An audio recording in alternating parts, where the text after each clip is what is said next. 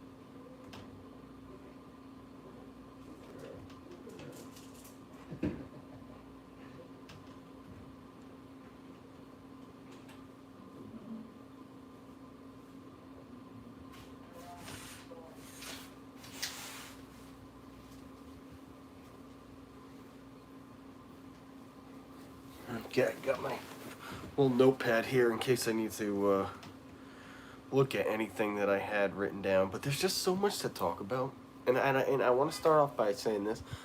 I don't want to like step on anybody's toes or make you feel like, if you believe differently than I believe, that you're wrong or I'm right. It's not about wrong and right. It's more about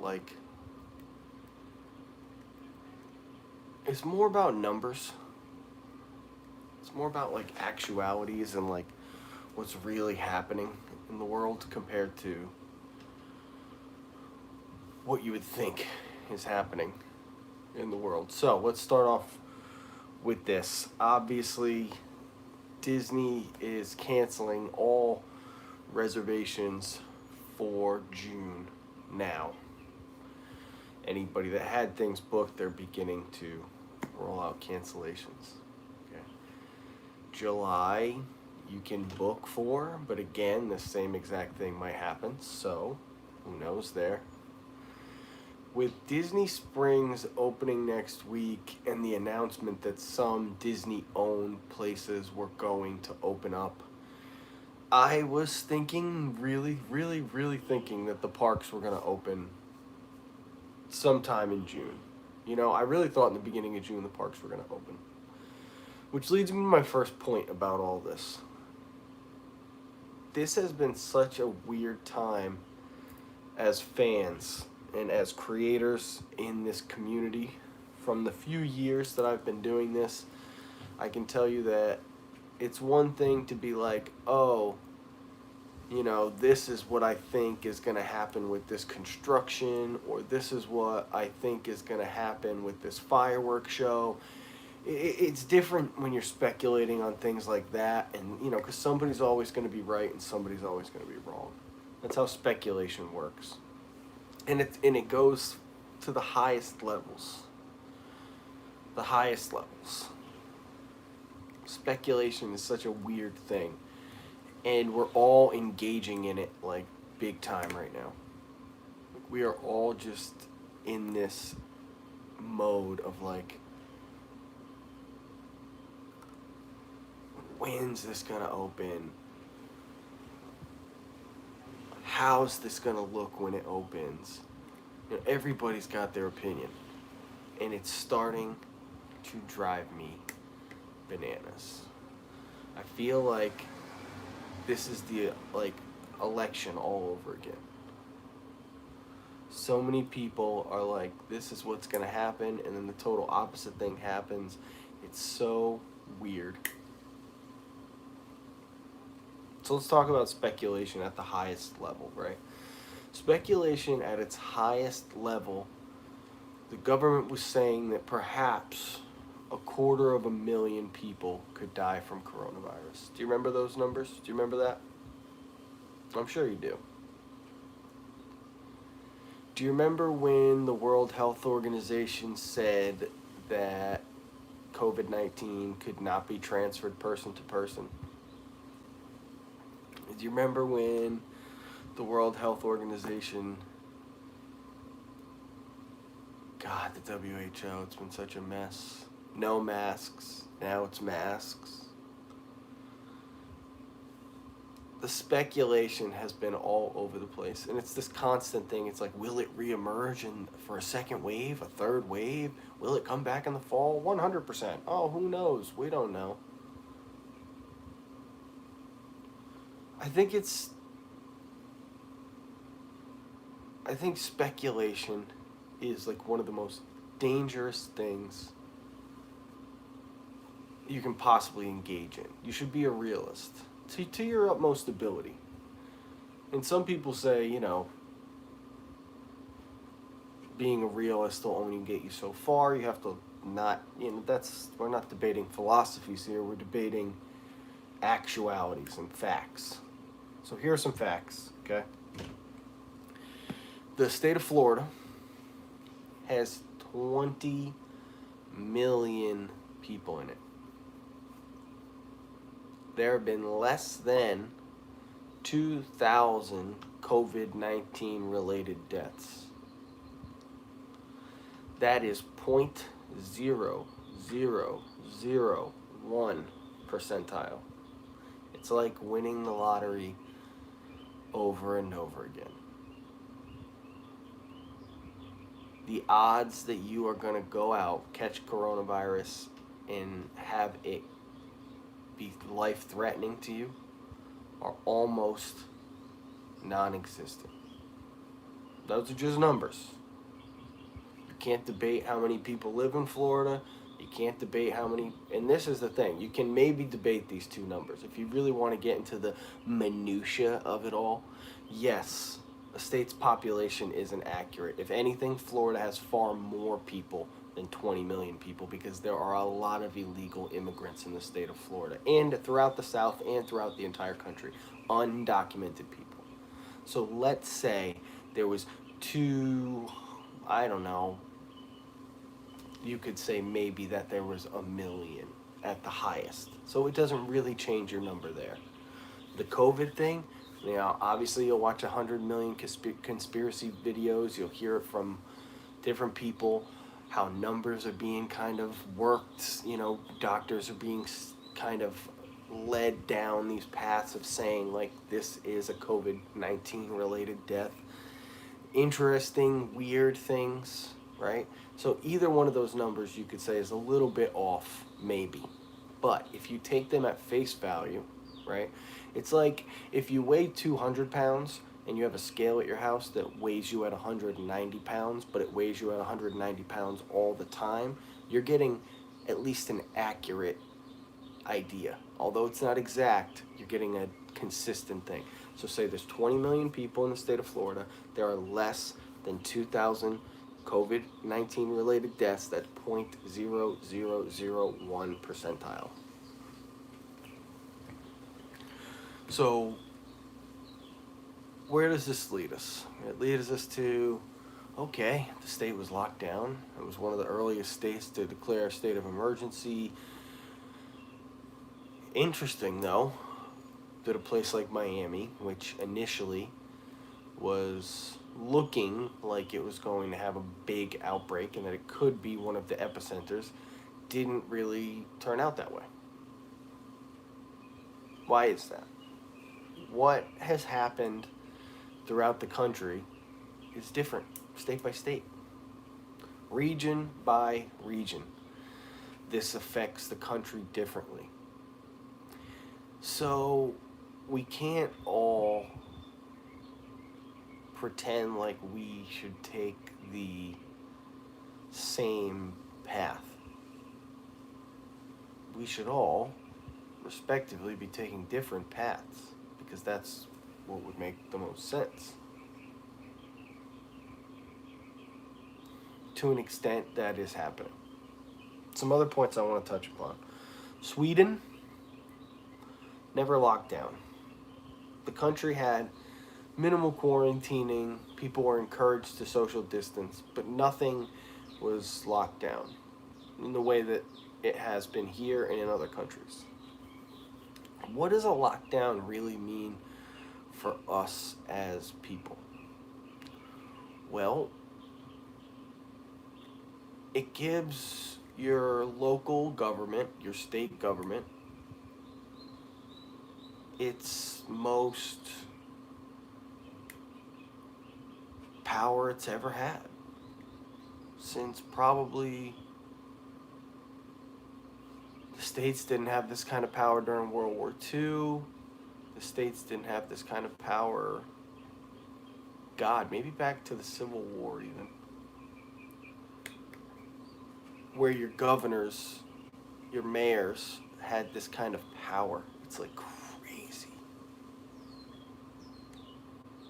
And it's not a bad thing. These are elected officials. I'm not some fear monger. This is not Fox News with Tucker Carlson. But it's also not going to be Rachel Maddow. You know, there's got to be a middle ground here, where you see all sides of what's going on. Before we even jump in any further, numbers are a very hard thing to care about when somebody you love dies. When somebody you love dies from a disease, you don't jump on your computer and look at how many people died from that disease and that makes you feel better. You're like, oh, well, look at all the other people that died from that disease. That's not what makes you feel better.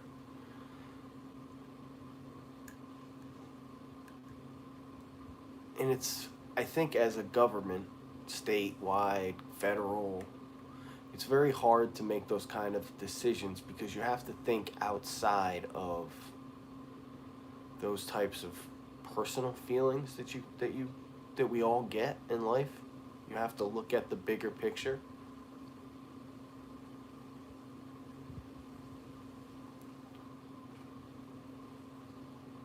You know, I'm sure for a guy like George Washington, it wasn't hard. I'm sure for a guy like George Washington, it was very hard for him to send troops into battle, knowing that those men were going to most likely die. But he knew that at the end of the day, there was a greater thing here. So when I see a country like Sweden not locked down, and they have 8 times as many deaths per million as we do, I'm like, wait, what? So, like, there are other ways to go about this, because you listen to epidemiologists in Sweden and they talk about this herd immunity that we need to get in order to pass these kind of diseases, so that these types of things aren't like a big part of our lives anymore. It's very interesting to see, and I've talked about this in other real talks related to COVID and etc. Like, it's very interesting that we all did the wrong thing, kind of, or the right thing. I don't know.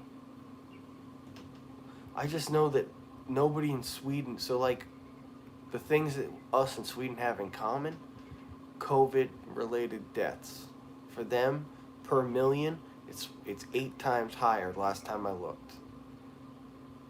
And those numbers could not be accurate anymore. It could be less. It could be more.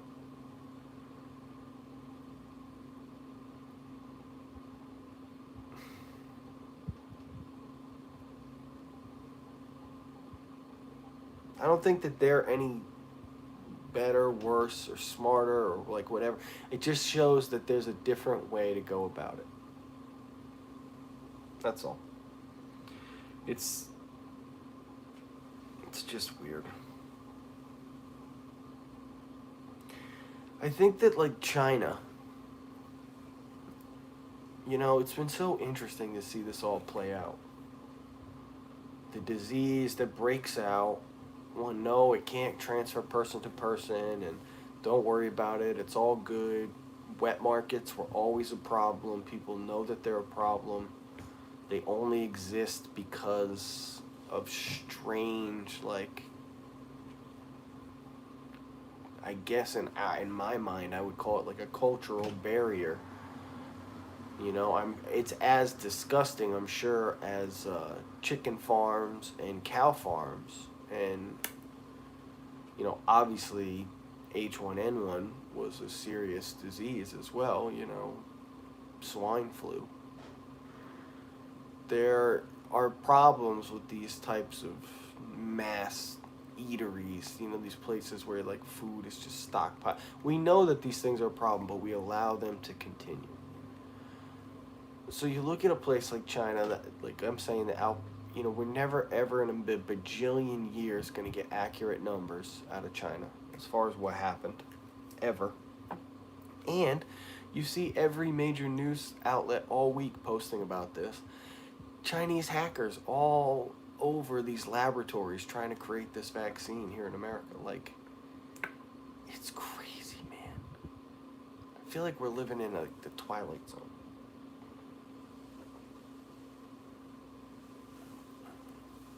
How the hell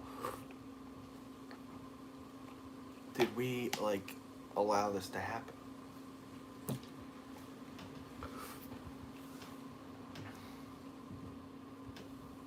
It's weird. It's it's a huge it's a huge matter of civil liberty.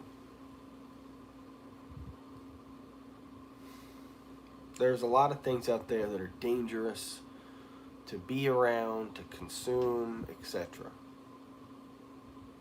Most of them, here in America, you're free to do. There are laws for a reason. Those laws are mostly just, and this is still the greatest country on earth. Nothing will ever change that, ever. Who knows the future? But the America is a powerhouse. It's an amazing place because you can do that kind of stuff. So when those types of civil liberties get taken away from you, the ability to work, feed your family, pay your mortgage, it becomes a very, and I know people are on unemployment, I get it, but I have friends that I work with still who have not gotten an unemployment check. It's really like, it's not just that. There's so many factors to it. If you were a small business owner and your entire life you just worked hard because you wanted to start something up, and then all of a sudden it got taken away from you because of a virus that maybe like never even would have affected you in a million years.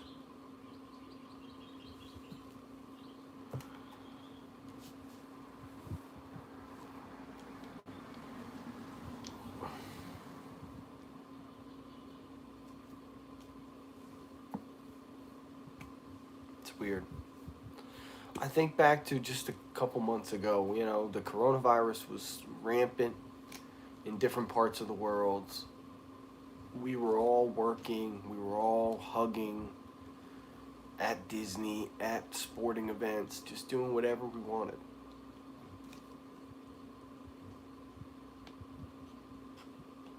I don't know what changed.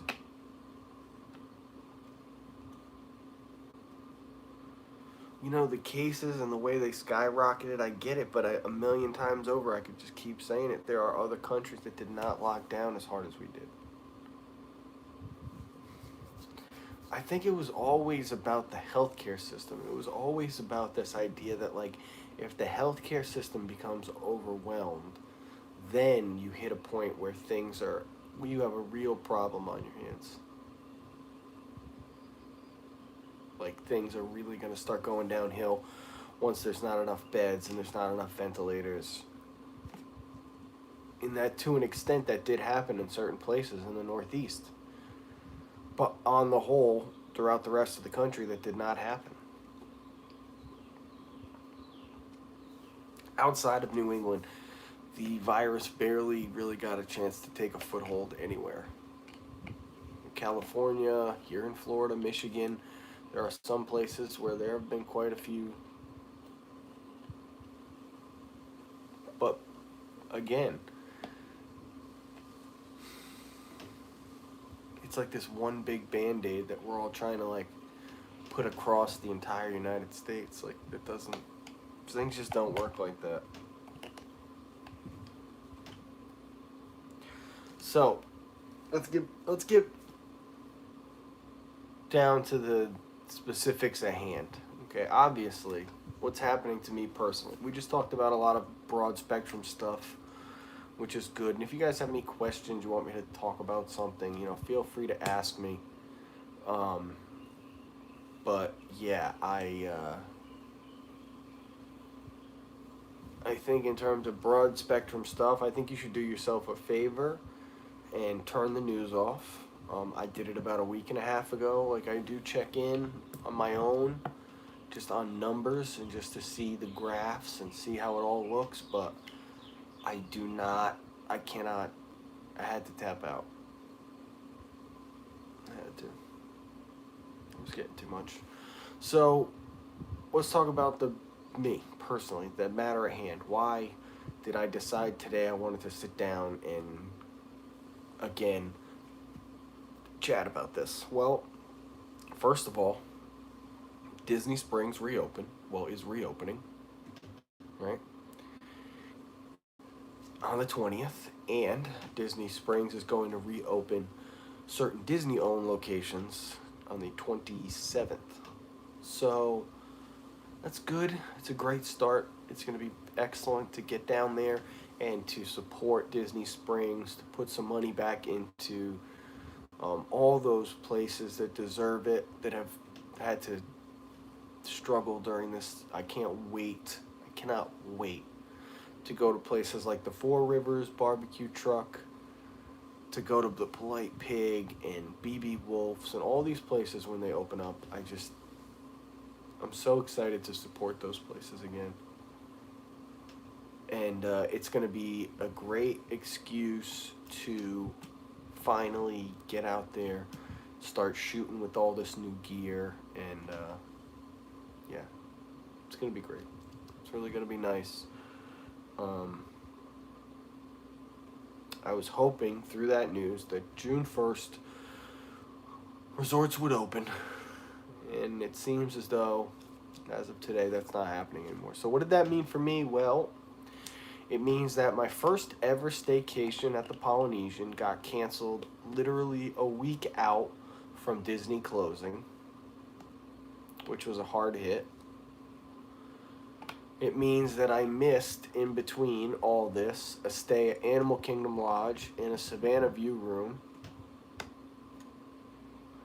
And now I have missed my stay at Bay Lake, Copper Creek, and the Yacht Club. So, again, these DVC points are going to be reset. Again, I'm going to try to aim for booking July. And again, this process starts over again. Why is this upsetting to me? Well, because Disney is a huge company. They're one of the most powerful companies in the country and on the planet. And what I saw this week from Elon Musk really spoke volumes to like what a company can do for people and getting people's heads right. Elon Musk, his county, where the Tesla factory is, headquarters, is under lockdown. Okay? So he says, well, if guys at the grocery store can be at work, and the guy bagging your groceries has been able to do that for the past 2.5 months, then I need to be able to do what I do. Because it's probably safe enough. And there's a little bit of pushback, and they say no. And he says, okay, I'm just going to leave. I'll move. I'll take Tesla somewhere else, Texas. This guy, he's Walt Disney. Just so, in case like you got stuff twisted in your brain, I know that you appreciate, if you're on this channel right now or you're watching this back on the playback, you like Walt Disney. Elon Musk, he's Walt Disney. Okay? Genius, innovator, creative, outside of anything else. So, what happens?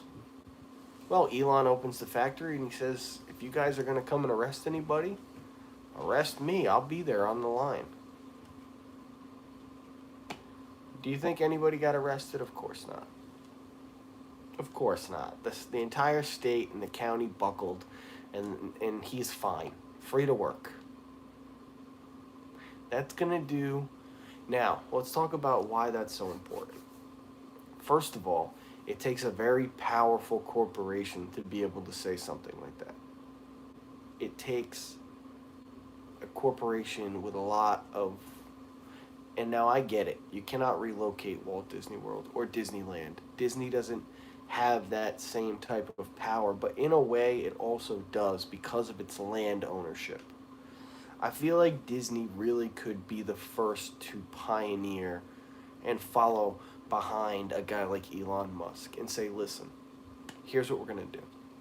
We're going to open these parks. We're going to open these resorts. And that should give you all a sense of security to do the same thing. When Elon gets to open up, everybody else gets a feeling of comfortability and they get to pull their triggers too. When a place like Disney opens up, it shows resorts across the country that there is an amazing opportunity to follow a stricter sanitation thing, and that the fact of the matter is we're on the downslope, and that hopefully, if you follow these practices for X amount of time, we'll all be out of the woods. You open up a place like Disney World, and it shows that of course we can have sports back. Of course we can open the mall. Of course you can, go to your kid's soccer game and, whatever. Massive, large gatherings of people. It would show people that there's comfortability there. So I was very I don't know what the right word is. I was let down today by Disney. Not because my trip or anything personal. I could care less, bro. I got so much cool stuff here at the house, like games for days. Like, I've been watching YouTube. I've been chilling. I'm good. I don't care about any of that. Disney's not going anywhere. I got my whole life ahead of me. It's more about everybody else. Getting everybody back to normal. These huge companies, they could be the ones that lead us in the right direction to show us that it's possible to get back to normal. I was upset. I was let down, not because my trip was canceled, but because that there was an opportunity there. And now that opportunity is just kind of pushed back a little bit. Which means a lot for a lot of people. It means more people just sitting around that maybe are not so good at sitting around. Hey, listen. Universal City Walk open today. I'm going to actually go with Tanya and Chris tomorrow. I'm going to get out of this house. I'm going to slap that camera on, and I'm going to go over there. I'm going to eat some Voodoo Donuts or go to Bubba Gump's or whatever's open. And then when Disney Springs opens, I'm going to go there. And then as soon as any of these parks open, whatever one comes first, guess what? That's the one I'm going to first. I'm going to take it as it comes.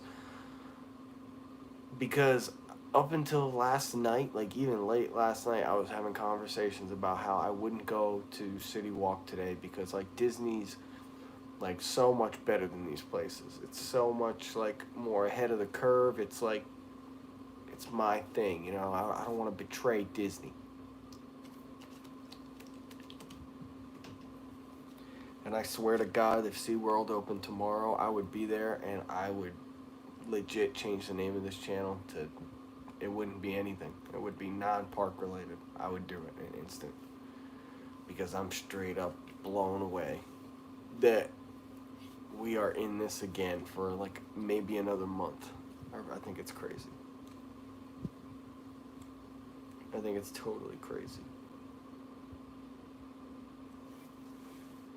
Is there any good news?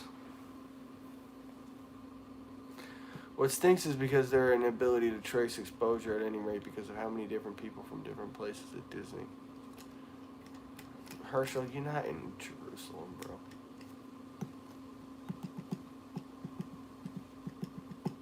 Here's the deal. I've had a lot of fun these past few months kind of doing things a little bit different.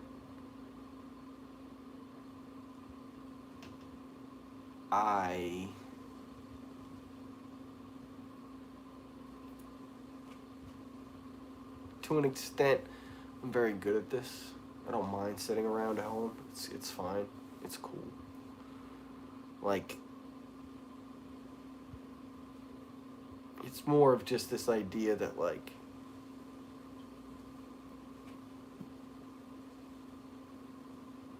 that things are not normal.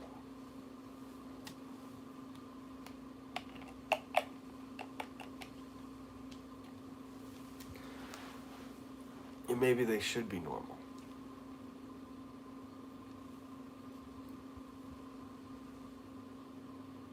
Maybe, maybe not.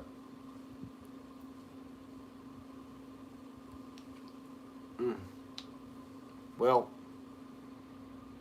that's enough for me. If you haven't, smash the like button.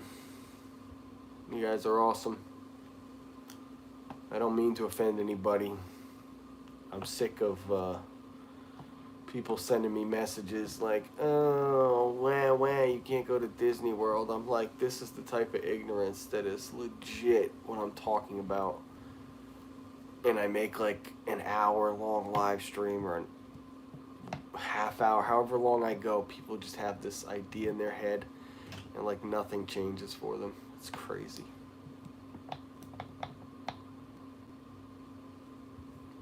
I don't know. I'm exhausted.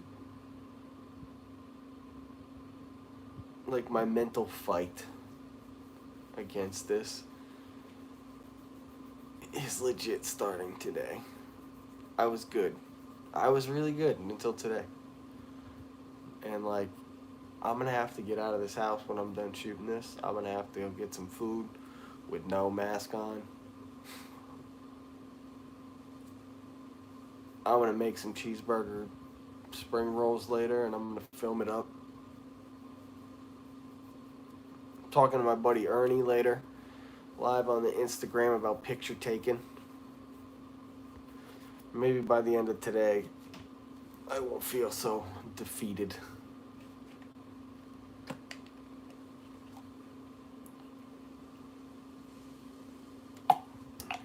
I'm gonna go grocery shopping. I haven't gone like to the store.